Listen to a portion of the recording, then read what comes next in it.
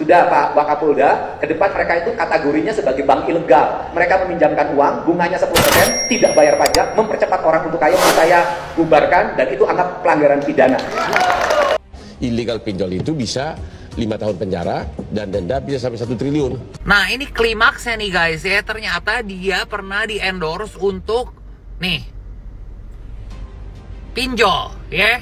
Lu tahu kan si Kang Deddy itu bener-bener lagi mau memberantas pinjol. Bukan memberantas sih, maksudnya kayak memperkecil angka pinjol. Karena di Jawa Barat itu termasuk yang tertinggi gitu loh. Sedangkan kalau misalnya ntar ada wisuda-wisudaan ya, orang tua kagak ada duit, ujung-ujungnya apa? Pinjol. Nah ini yang bikin gua kesel nih. Kenapa dia begitu menentang nih ya.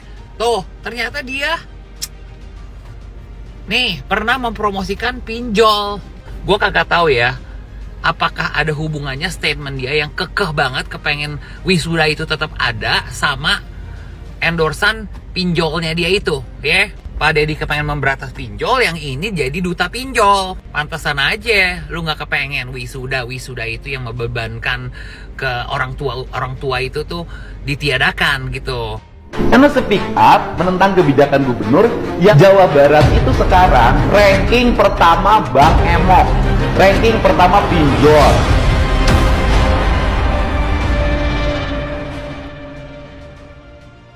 Anak itu bukan anak remaja, tapi anak sudah dewasa. Usianya udah 20 tahun dan sudah lulus SMA.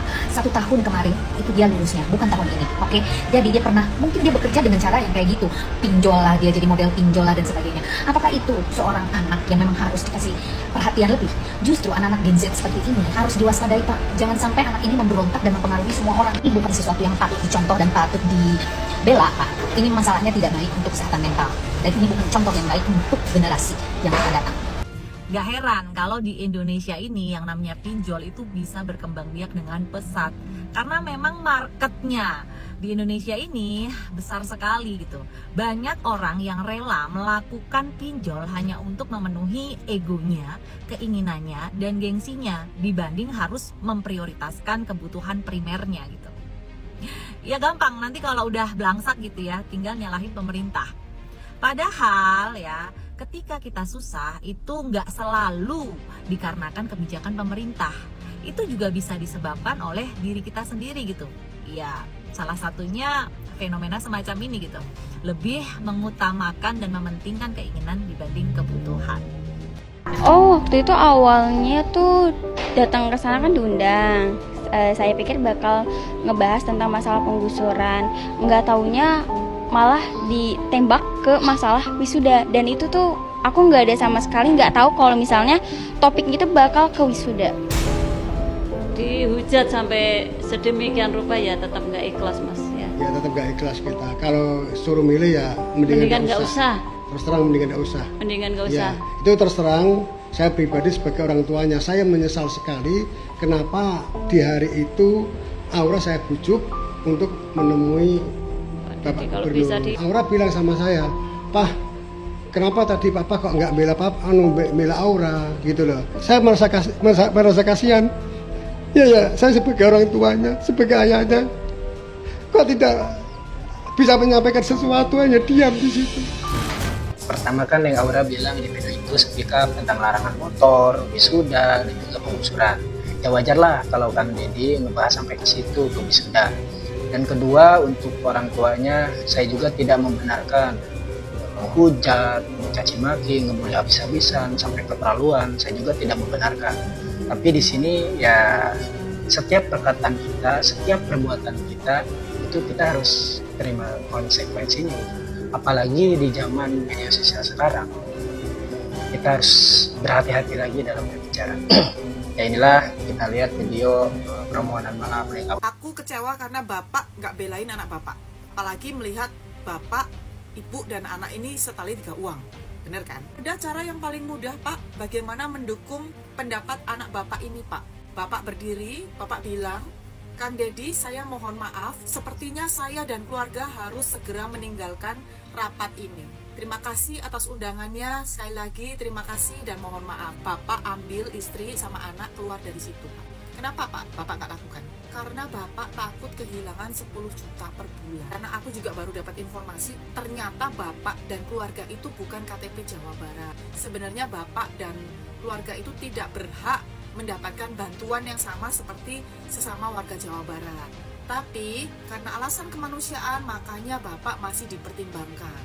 Padahal Pak, uang yang Bapak dapatkan itu adalah dari pajak warga. Ternyata gadis yang ngeyel untuk wisuda itu dia bintang iklannya pinjol Aura Cinta. Jadi gadis yang ngeyel yang diberikan arahan sama Pak Deddy Mulyadi yang protes tentang wisuda itu loh, ternyata dia iklan. Jadi model iklannya salah satu pinjol gitu. Jadi saya melihat videonya. Nah, untuk Anda yang butuh pinjaman dengan bunganya ringan, nih silakan bisa ngajukan pinjaman dengan limit yang besar, bunganya rendah. Makanya jangan tunggu lama. Nih, dia menghitung gitu. Ya pantesan ya. Dia sudah bisa komunikasi dengan baik.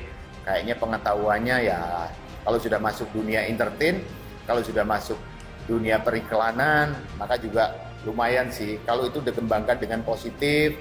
Jadi di Aura Cinta pengalamanmu sudah lumayan banyak. Terkuak, alasan Aura Cinta menentang beberapa kebijakan Kang Deddy Mulyadi. Ternyata Aura Cinta terlibat dalam mempromosikan pinjaman online yang sebenarnya saat ini justru ingin diberantas oleh Deddy Mulyadi selaku Gubernur Jawa Barat. Banyak pihak yang menduga alasan dari Aura Cinta menentang beberapa kebijakan Deddy Mulyadi seperti wisuda, karena Aura Cinta adalah termasuk orang yang mempromosikan pinjol. Alasan Deddy Mulyadi melarang adanya wisuda di sekolah, karena Deddy tidak ingin ada kasus orang tua terjerat hutang untuk memenuhi biaya wisuda yang diwajibkan di sekolah. Sedangkan, dengan adanya wisuda di sekolah, tentunya bagi orang tua yang tidak mampu, akan terpaksa memakai pinjaman yang beredar di masyarakat dengan berbagai bunga yang tentunya justru membuat ekonomi keluarga semakin memburuk. Tak hanya Aura Cinta yang dihujat netizen, orang tua Aura Cinta juga mendapat sorotan dari masyarakat karena tampak tidak mengarahkan anaknya dengan baik. Orang tua Aura Cinta sempat menangis saat diwawancari oleh media televisi karena mengaku menyesal telah membujuk Aura untuk bertemu dengan Deddy Mulyadi. Namun, beberapa netizen menyayangkan pernyataan orang tua Aura Cinta tersebut. Banyak netizen yang menduga kalau Aura Cinta dan keluarganya tampak tetap mendukung untuk tetap diadakannya wisuda, agar promosi Aura soal pinjaman online tetap laku di masyarakat, di mana, menurut data dari Deddy Mulyadi, Jawa Barat adalah provinsi nomor 1 yang terjerat pinjol. Dan Deddy Mulyadi bertekad untuk membubarkan pinjol maupun bank ilegal lain yang merugikan masyarakat.